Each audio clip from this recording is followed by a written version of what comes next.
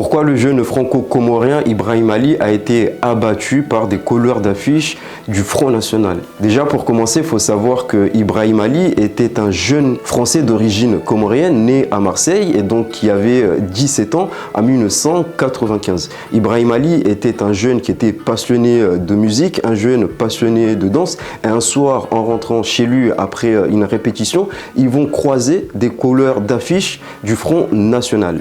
Voyant que les jeunes étaient en train de courir et pensant qu'ils allaient potentiellement les agresser ou qu'ils allaient potentiellement arracher leurs affiches, les couleurs d'affiches du Front National ont tout simplement décidé d'abattre le jeune franco-comorien.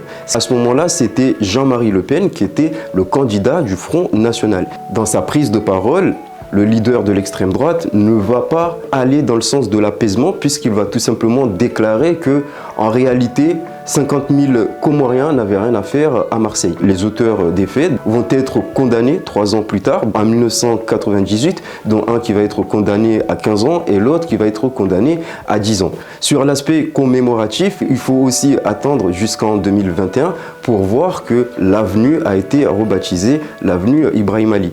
On sait aussi qu'à Marseille, il y a un prix qui a été mis en place par la municipalité de Marseille et notamment à destination des plus jeunes pour essayer de lutter contre le racisme et notamment à Marseille. Dans le climat actuel, un climat qui est dominé par la violence de l'extrême droite, nous tenons aussi à rappeler à tous les Comoriens qu'en réalité, l'extrême droite n'est pas votre ami.